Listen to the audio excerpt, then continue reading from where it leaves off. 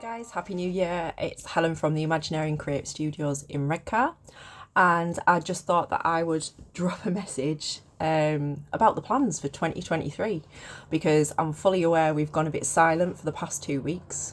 The team and I were pretty exhausted after a very, very busy Christmas.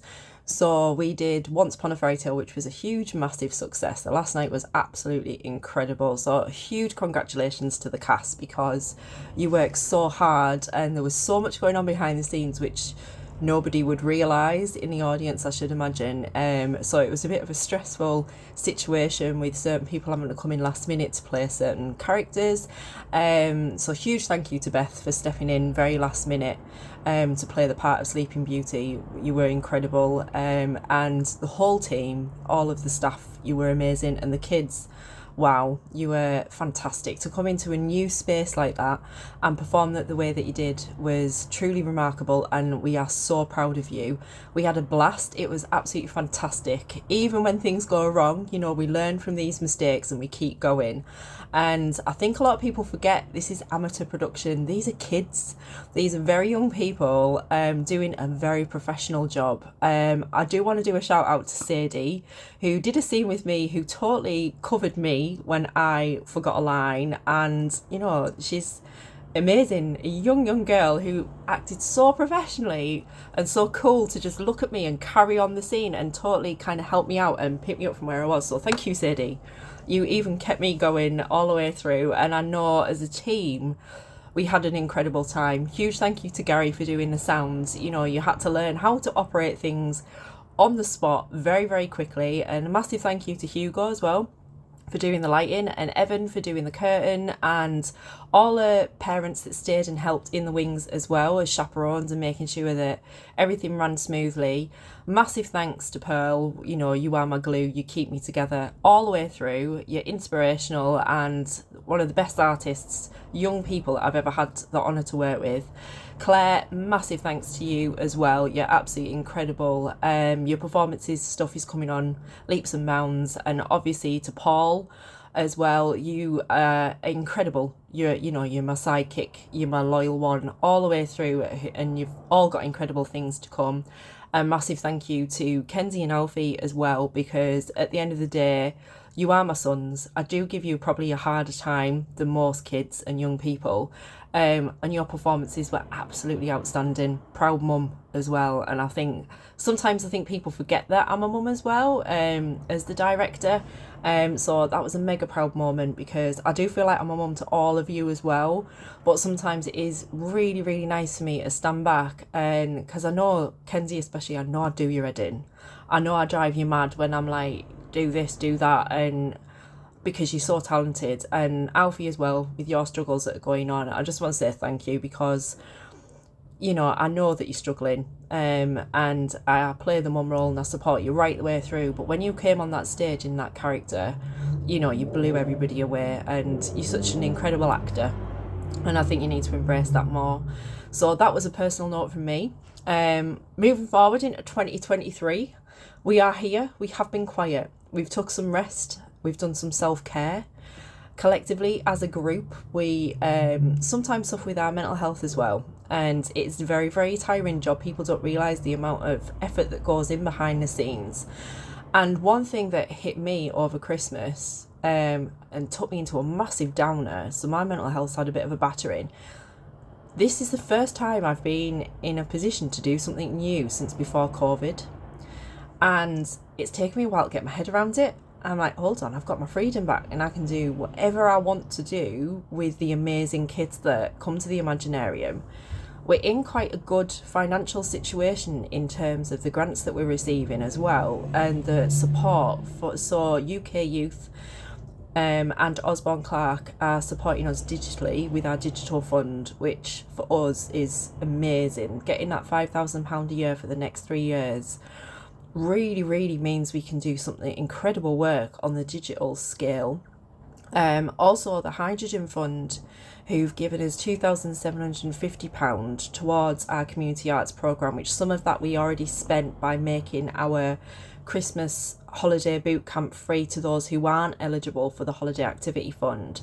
So some of that has already been spent, but I'd say it was money well spent, because what it means is these kind of grants like the holiday activity fund, they always annoy me to a certain extent. I know they're valuable and I know they have impact for low income families, but sometimes I find it incredibly unfair that it kind of goes against equality a little bit. And for me, equality is really important. So moving forward, there's not going to be any boot camps that we offer that won't be free to everybody.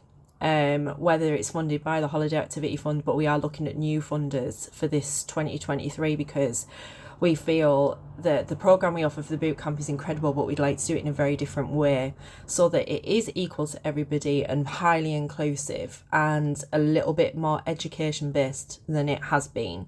Maybe linking Arts Award so that the young people who take part can get a qualification out of it. We're looking at different things anyway for the boot camps.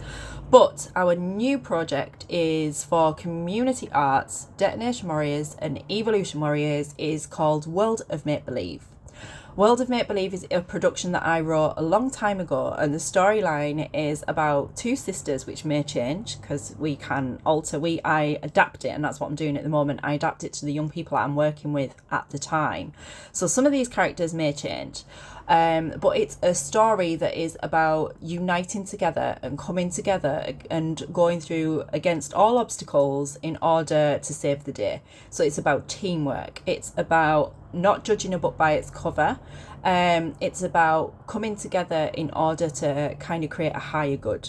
So it's a really uplifting story. It's got a slight comedy twist to it, some of the characters. We've got key characters in there, and it's about toys coming to life and how we use our imagination.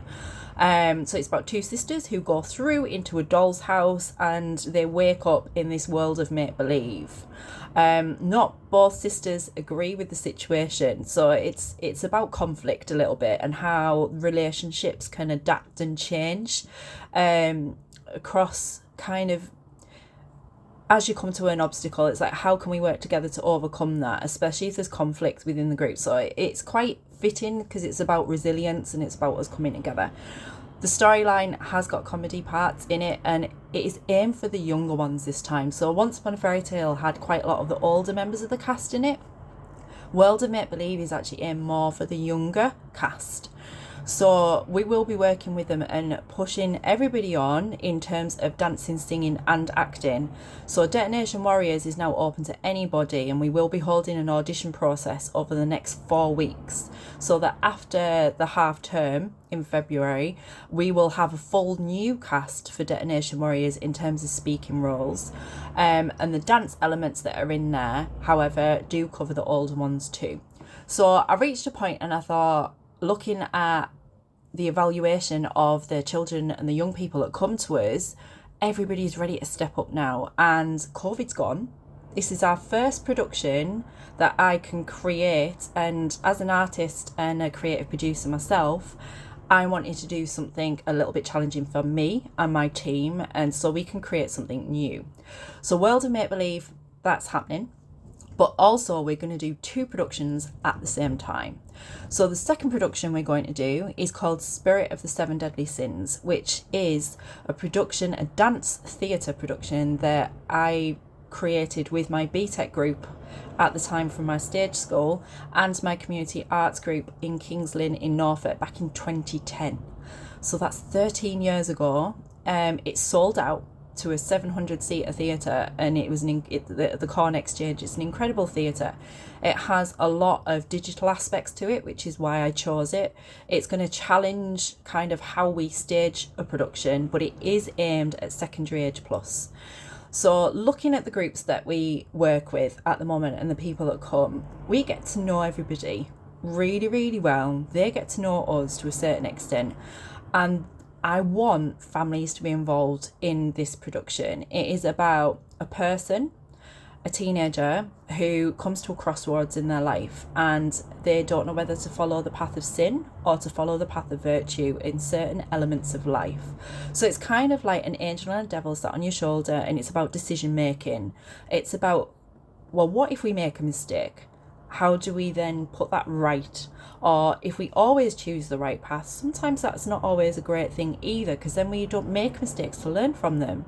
So it's very much nitty gritty about what life is, and we go through each of the 7 deadly sins, which is counteracted with the 7 heavenly virtues. And it ends up with a dance battle at the end of each section, which for us, we're going to look at world culture. So every single section will represent maybe a country or a certain style, so that we can start to look at different cultures. So it's a proper nitty gritty performance. So I'm reinventing it with a modern day twist, specifically looking at the children we work with. For me as a mum, Louis has my little boy has just been diagnosed with ADHD. I've known it was coming for a long time. We have a lot of people that come to the Imaginarium that have ADHD, autism, learning disabilities. So what I would love is for an element of that to show and shine through in this show, in this production, about what life is like for a child who might have a learning disability or a disability, and how they deal with things slightly different, how it's going to be about equality massively. Because one thing I've learned from having Louis, like being his mum, is that Louis is very much expected to fit a certain box or be a certain way. Same as the young people that I work with and my staff that have ADHD or autism, the expectations of them to be a certain way. Why is that? It's like, well, their brains don't work in that way, so why does society expect them to be that way? So I want us to explore what it's like. Also, we're going to look at elements that are maybe a little bit controversial, because at the end of the day, that's what we are here, is to educate. So we're going to start looking at gender, and we're going to look at a little bit of sexuality, which is why this production is aimed at the older kind of teenagers, secondary age. So in order to do this production, though, we are choosing specific students that we feel we've worked with for a long time, that we feel need pushing on to almost a professional level. So we created a brand new dance company. I say brand new, it's going to be called Deflection Dance Theatre. It is a company that I had many moons ago, and we're going to bring it back to life. The staff will be in the cast, so it's continuing their professional development. We're going to be working with other dance companies to create this piece as well. And we're going to be staging it on a bigger stage because how the production is. So World of Make Believe will be staged at Saltburn Theatre next Christmas. It's going to be our Christmas production. And Spirit of the 7 Deadly Sins, which we may turn into being called Fallen Angel, we haven't quite decided, will be performed. We're still waiting on the venue confirmation for that. So that will probably be later on this year, a quick turnaround, or it might be in 2024, depending how we link in our festival work this year.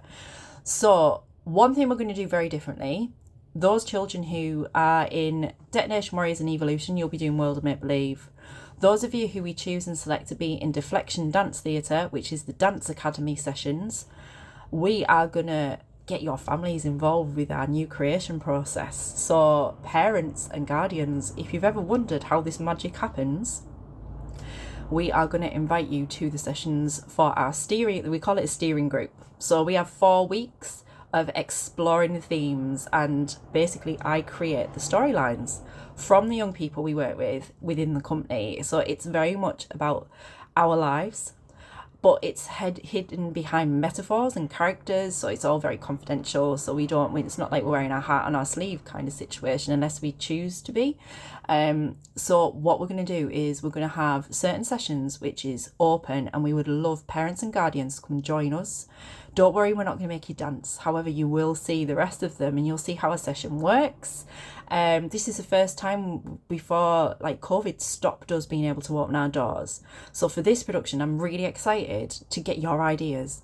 So what's it like to be a parent of a teenager in today's world? Maybe, looking at all the aspects of what it's like for life. What is it like to have a child that has ADHD? Like, how do they react to things? But also look at the fun factors of it.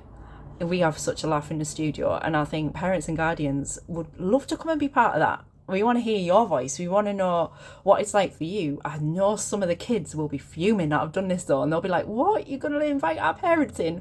I was like, yeah, we will. And don't worry, it's not going to be kind of intrusive in any single way. It's going to be about a community of Redcar coming together to explore our creativity, which will enhance our health, mental health and well-being. And that is exactly what the Imaginarium is about.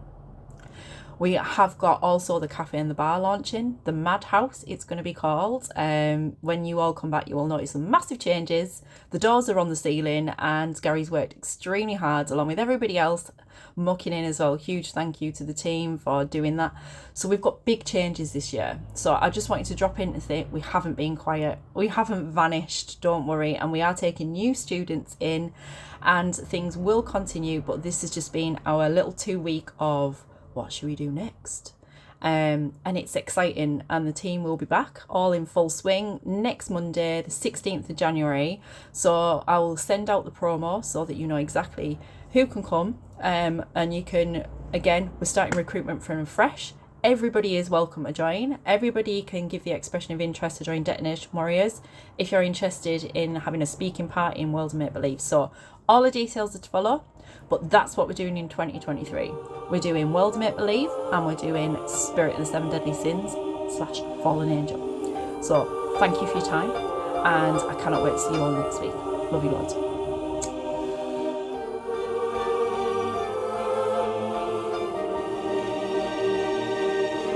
Ready or not, here I come. You can't hide.